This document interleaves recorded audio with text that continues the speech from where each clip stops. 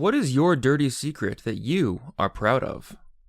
By no means do I have a large member, so when I saw a urologist for ED medication, I made a joke about not being able to see my Johnson to insert the needle. The nurse commented, "Trust me, you have way more real estate than the rest of the men that come here." I felt like I was on top of the world. But my wife wasn't so thrilled when I told her what happened. I had an instructor from work accidentally send me a nude on Instagram. She meant to send it to her boyfriend at the time. Gotta say, A+ MILF body. That was about 8 years ago. Never told a soul, except for you degenerates. This probably doesn't count, but 20-some years ago, I was going at it with this gorgeous woman. While doing our thing, I let out a ridiculously large fart. The next morning, we were off to get breakfast at a restaurant. I mentioned how embarrassed I was at the fart, and she told me that she didn't say anything because she thought it was her that farted. We had a wonderful relationship for years and are still close friends. It was both of you, that's why it sounded so large. You farted in unison.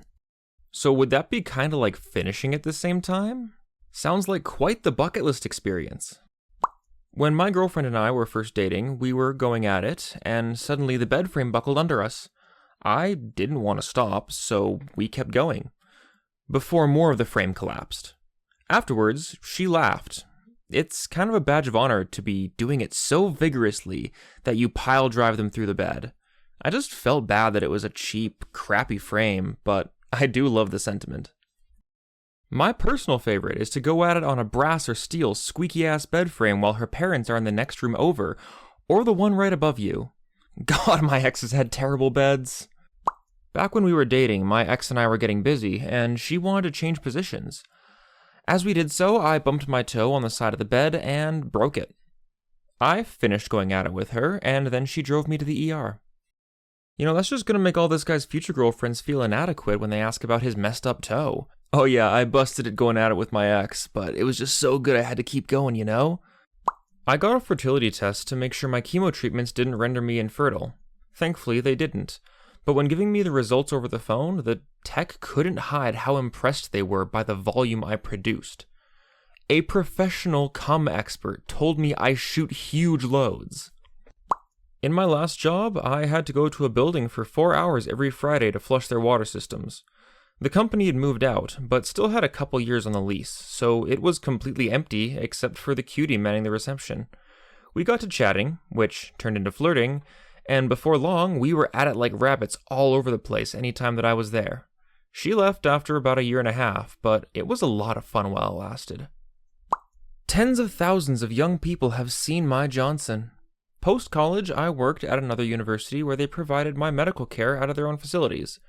My primary care physician was the one who would give all these sexual education lectures to the incoming freshmen. Part of his lecture was about body piercing and the dangers of not doing it safely. As this was early internet days, there weren't a lot of pictures he could reference during the lecture. When I had my first annual exam and he saw my Prince Albert piercing, he asked if he could photograph it and use it in his lecture. It was an odd request, but I agreed. A few months later, he emailed me with the PowerPoint presentation he used, and sure enough, my Southern flagpole was on it. He did this lecture for over 20 years, twice a year for all incoming students. I like to think that I might have helped someone get into piercing safely, or even sparked a conversation that went to a place that some young person never expected it to go.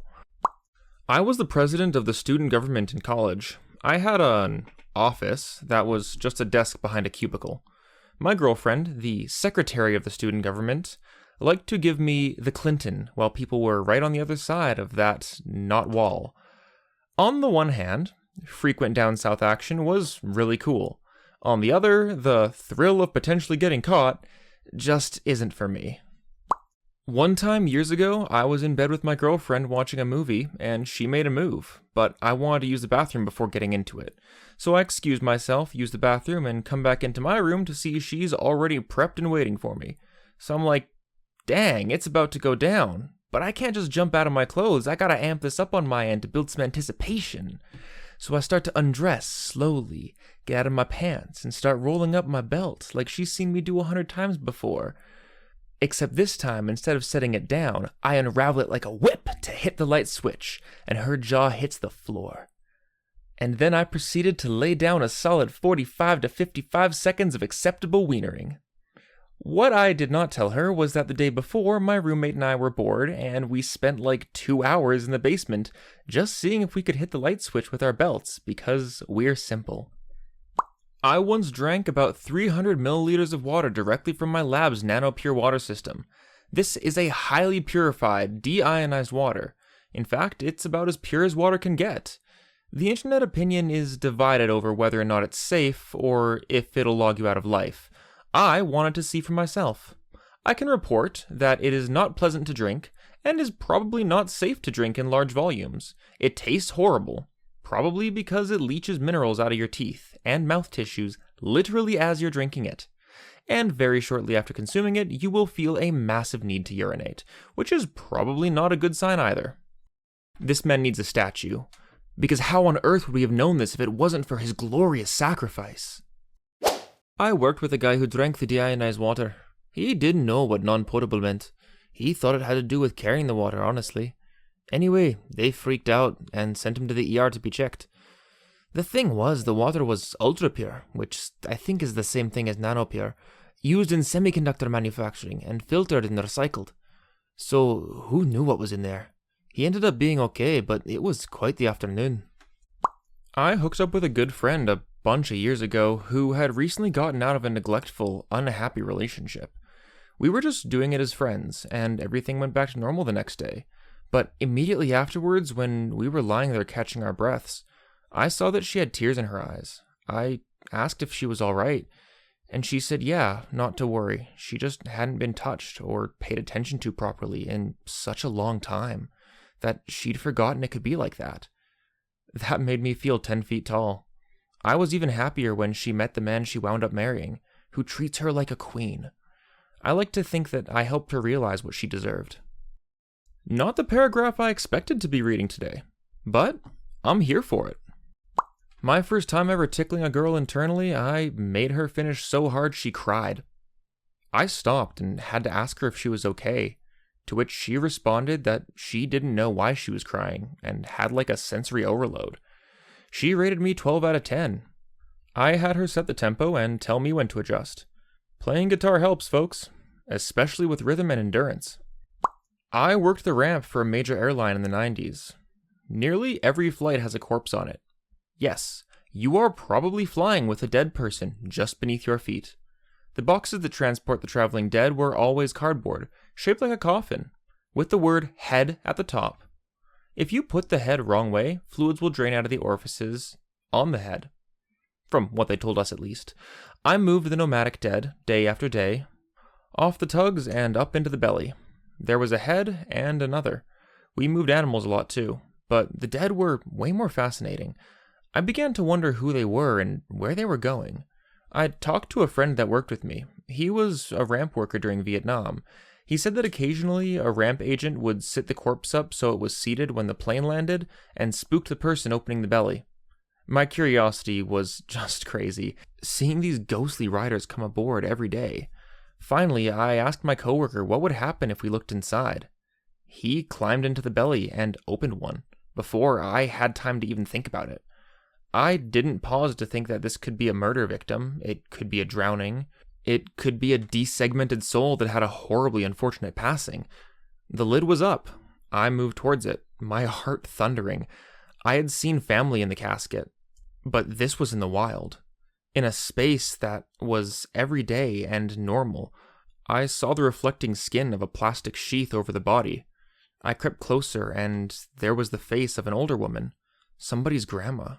She was laying there, batteries dry and out of fuel. She looked at peace. She was beyond the world, and I was a mouth-gaped monkey looking at my future. I left the belly of the plane and drove home with the radio off. It was so surreal. I never asked about the mysterious people in the belly again. Not really a secret I'm proud of, but an NSFW secret for sure. I should have stayed curious. I feel bad that I snuck a peek at that quiet lady in her quiet box. I had to go into my office at a hospital kitchen on the weekend to log in and send an email.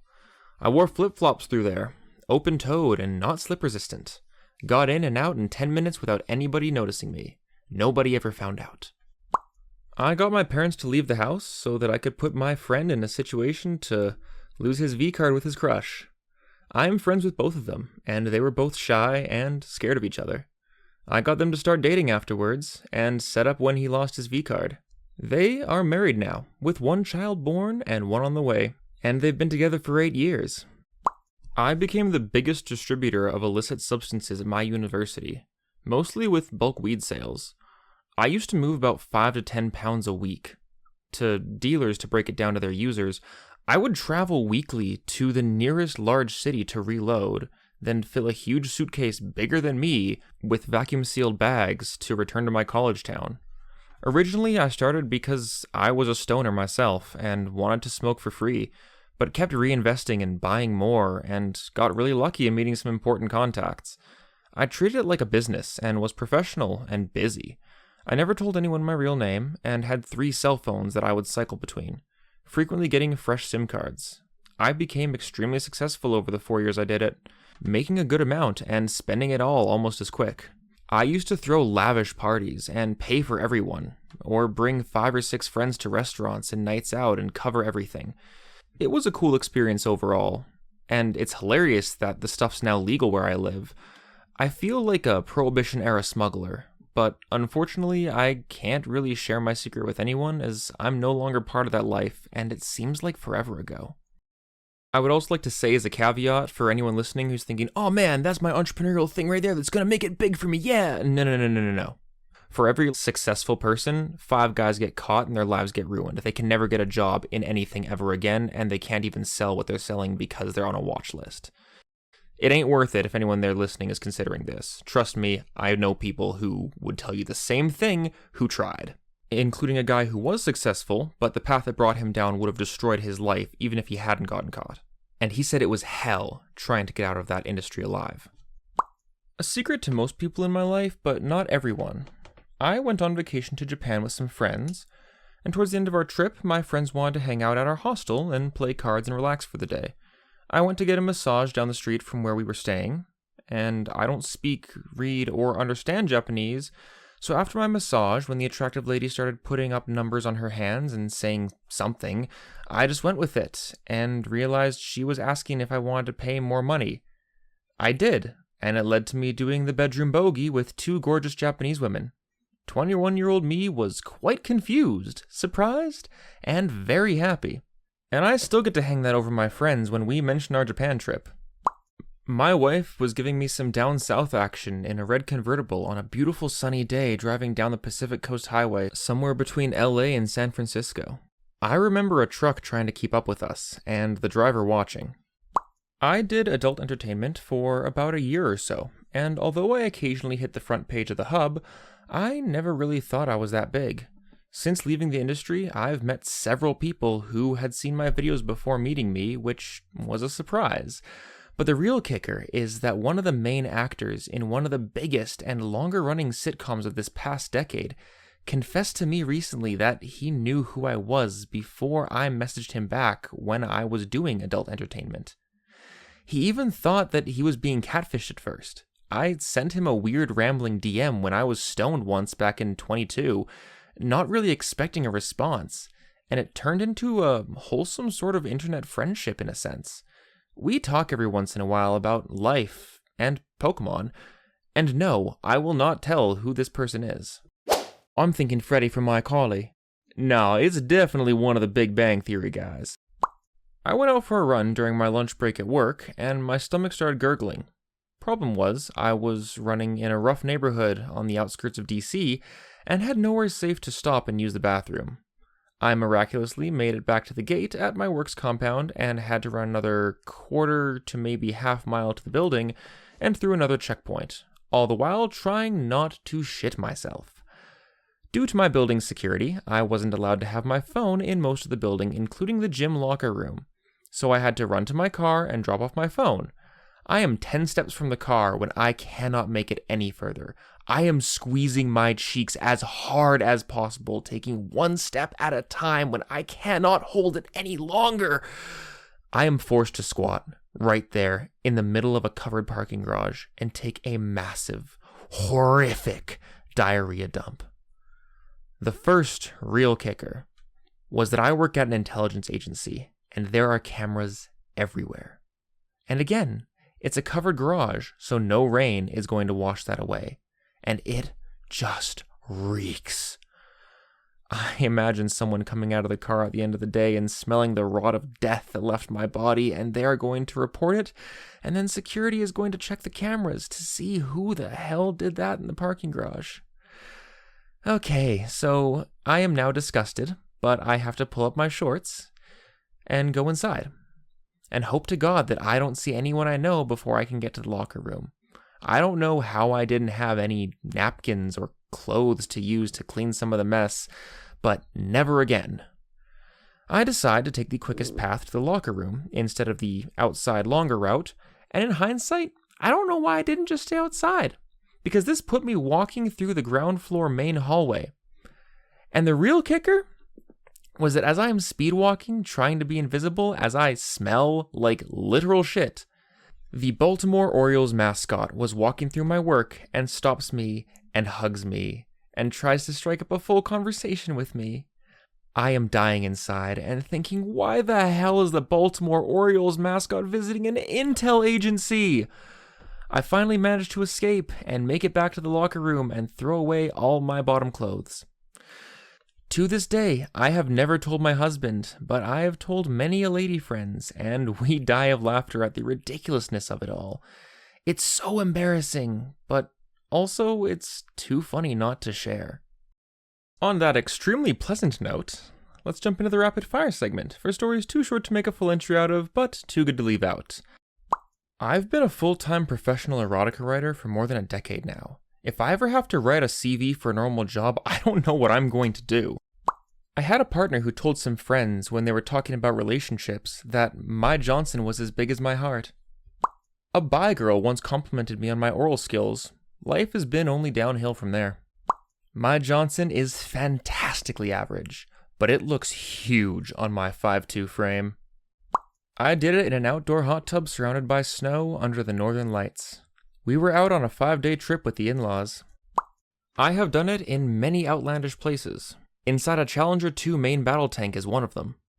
I convinced a dude from my church that women have detachable nipples. My wife and I have got busy in every province in Canada. Next up, the territories. I won my wife a stuffed animal by breaking a plate with a baseball. It was not the plate I was aiming for. So guys, that's it for today. Don't forget to leave your story in the comments below. I'd love to do a video on them in the future. With that said, I'm ReddList. I hope you all have a great rest of your day. Take care of yourselves, and I will see you next time.